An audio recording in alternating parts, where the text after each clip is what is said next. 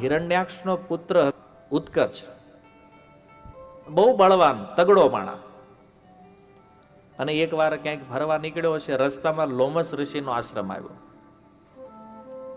અને આશ્રમના બધા વૃક્ષો ઉખાડી નાખ્યા. ઋષિએ શ્રાપ આપ્યો કે હે દુષ્ટ, તું દેહ રહિત થઈ જા.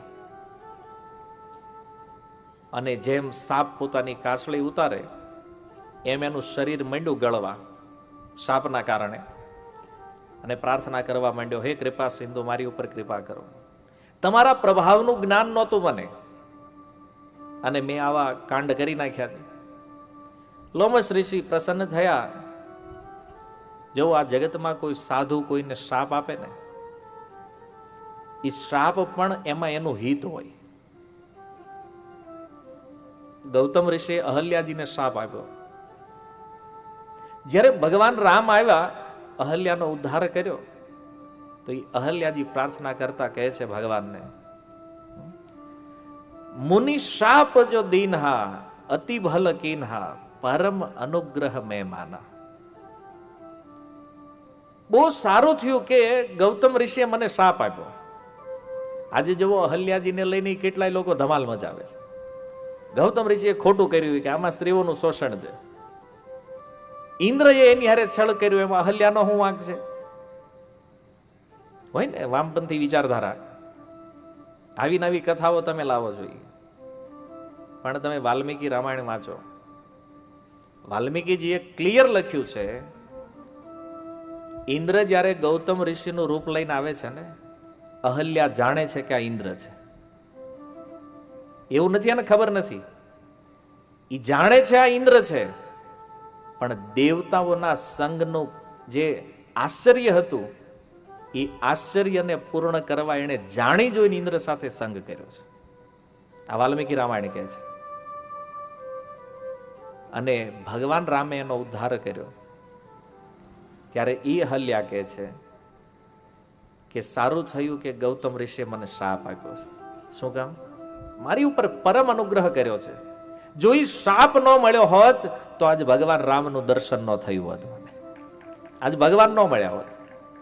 જો બે એમના નોર્મલ લાઈફ જીવતા હોત તો રામના દર્શનનું સૌભાગ્ય કદાચ અહલ્યાને ન મળે. પણ ગૌતમ ઋષિએ શ્રાપ આપ્યો એટલે એ કન્ફર્મ થઈ ગયું કે એક દિવસ રામ આવશે અને આને ઉદ્ધાર થવાનો છે. એમ કોઈ મહાપુરુષો જ્યારે શ્રાપ આપે કે વરદાન, એ બંનેમાં સામેવાળાનું હિત હોય. કારણ કે એ જગતમાં ક્યારેય કોઈનું અહિત ચાહતા નથી. લોમસ ઋષિએ શ્રાપ આપ્યો કે તું દેહ રહિત થઈ જા, પણ જ્યારે પ્રાર્થના કરી તો એણે કીધું કે વૈવસ્વત મન્વંતરમાં, હવે છઠ્ઠા મન્વંતર પછીનો 7મો મન્વંતર છે વૈવસ્વત મન્વંતર, જે અત્યારે ચાલી રહ્યો છે. અને આ 7મા મન્વંતરની 28મી ચતુર્યુગી ચાલે છે અત્યારે. અને 28મી ચતુર્યુગનો કળયુગ ચાલે છે. તો લોમસ ઋષિએ કીધું કે વૈવસ્વત મન્વંતરની 28મી ચતુર્યુગીના દ્વાપરમાં જ્યારે ભગવાન કૃષ્ણ આ પૃથ્વી ઉપર આવશે, ત્યારે એના ચરણથી તારી મુક્તિ થશે. અને એટલી ગાડામાં આવીને બેઠો. એની મુક્તિ કરવાની હતી ને, એટલે ગાડામાં આવીને બેઠો. અને ભગવાનના ચરણનો જેવો સ્પર્શ થયો તો એ ગાડું ઉછળીને પડ્યું નીચે, અને એનો ઉદ્ધાર ભગવાને કરી દીધો. જો એક પ્રશ્ન થાય કે આટલું લાંબુ વેઇટિંગ શું કામ કર્યું? કેટલા યુગ વયા ગયા? તો ભગવાન કૃષ્ણ જ્યારે આવે ત્યારે ઉદ્ધાર થાય, એની પહેલા ઉદ્ધાર કેટલા અવતાર ભગવાનના થઈ ગયા એની પહેલા નહીં. સીધું કૃષ્ણ અવતારમાં ઉદ્ધારનું ડેસ્ટિનેશન કેમ આપ્યું છે લોમસ ઋષિએ? તો એક જાણવા જેવો વિષય છે. કોઈ પણ અસુર એને જ્યારે શ્રાપ મળે ને, તો એની મુક્તિ જે છે ને, કેવલ ભગવાન કૃષ્ણ જ કરી શકે. એટલે અવતાર ભગવાનના બધા છે, તો કોઈ પણ અવતારનું ભજન કરે એની ભક્તની મુક્તિ કોઈ પણ અવતાર કરી શકે. પણ જે અસુરો છે, જેને ઋષિઓએ શ્રાપ આપ્યો છે, એ અસુરોની મુક્તિ કેવલ અને કેવલ ભગવાન કૃષ્ણ જ કરી શકે. અને એટલા માટે દશમ સ્કંદના પ્રારંભમાં પરીક્ષિત મહારાજ જે પ્રશ્ન સુખદેવજીને કરી રહ્યા છે, એમાં કીધું કસ્માત મુકુંદો ભગવાન પિતુર્ગેહાત વ્રજમ ગતઃ. મુકુંદ શબ્દ ભગવાન કૃષ્ણ માટે પ્રયોગ થયો છે. કેમ? મુક્તિ દદાતી ઇતિ મુકુંદ, કે જે અસુરોને પણ મુક્તિ આપવાનું સામર્થ્ય રાખે છે, એ ભગવાનનું એક નામ મુકુંદ છે. અને બધા ઋષિઓ જાણે છે કે અસુરોની મુક્તિનું સામર્થ્ય અન્ય અવતારોમાં નથી, એ કેવલ આ મૂળ અવતાર જે છે એમાં છે. અને એટલા માટે જેને જેને શ્રાપ મળ્યા છે, હજી તો આ 9 અધ્યાયમાં કથાઓ છે આખી કૃષ્ણ લીલા, તો જ્યાં જ્યાં જેને જેને શ્રાપ મળ્યા છે એ બધાને સમય કયો આપવામાં આવ્યો છે? વૈવસ્વત મન્વંતરની 28મી ચતુર્યુગીનો દ્વાપર. અને ત્યારે જે ભગવાન કૃષ્ણ આવવાના છે એ કૃષ્ણ આસુરોની મુક્તિ આપે છે. આ એક અદ્ભુત વિજ્ઞાન છે ભગવાનના અવતારોનું, પણ આપણે સમજવું જોઈએ. કૃષ્ણ પૂર્ણ પુરુષોત્તમ કેમ છે કોઈ પૂછે, કારણ કે એમાં ભગવાનની પૂર્ણ શક્તિઓનું પ્રાગટ્ય છે. એવી કોઈ શક્તિ નથી જે કૃષ્ણમાં પ્રગટ નથી. અસુરોની મુક્તિ આનાથી થાય, આ ક્લિયર છે. અને રૂપ ગોસ્વામીએ પણ આ સિદ્ધાંતનું સમર્થન કરતા લઘુ ભાગવતામૃતમાં કહે છે કે ભગવાનના બધા રૂપોમાં કૃષ્ણની શ્રેષ્ઠતા કેમ છે? જો ભગવાનના 3 પૂર્ણ અવતાર છે, નરસિંહ અવતાર, રામ અવતાર અને કૃષ્ણ, આ 3 પૂર્ણ છે. તો પ્રશ્ન એ થયો કે આ 3માં શ્રેષ્ઠતા કોની સિદ્ધ છે? ભગવાન કૃષ્ણની. કેમ? તો હિરણ્યકશિપુ અને હિરણ્યાક્ષનો વધ ભગવાન નરસિંહદેવે કર્યો, એ મુક્ત ન થયા, એનો પાછો જન્મ થયો રાવણ અને કુંભકર્ણના રૂપમાં. ભગવાન રામ રૂપમાં આવ્યા, રાવણ કુંભકર્ણનો વધ કર્યો, એ મુક્ત ન થયા, એનો પાછો જન્મ થયો શિશુપાળ અને દંતવક્રના રૂપમાં.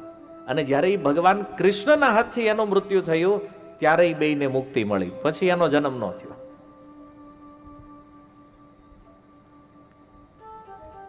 વાત સમજમાં આવે? આ થોડુંક, આ બધી એવી વાતો છે જે કદાચ તમે પહેલી વાર જ સાંભળતા હશો. મેં કીધું ને, આ શાસ્ત્રોનો ગુહ્ય ભાગ છે, સાર છે, જે આચાર્યો પોતાની ટીકાઓમાં આને પ્રગટ કરે છે.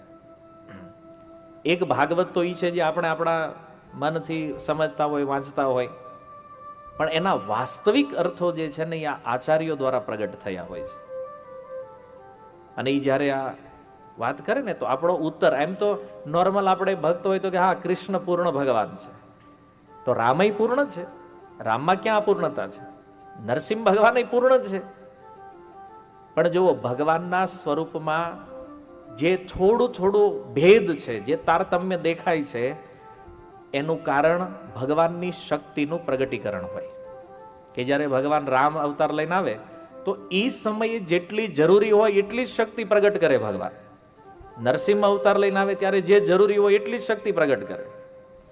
હવે તમે વિચાર કરો કે નરસિંહ ભગવાનને એમ કેવી રાસલીલા કરવાની, કરે થાય? કાલે સાંભળ્યું ને, ઓલા દેવતાઓ નજીક જતા ડરતા હતા, એને કેમ કેવું તમે રાસ કરો?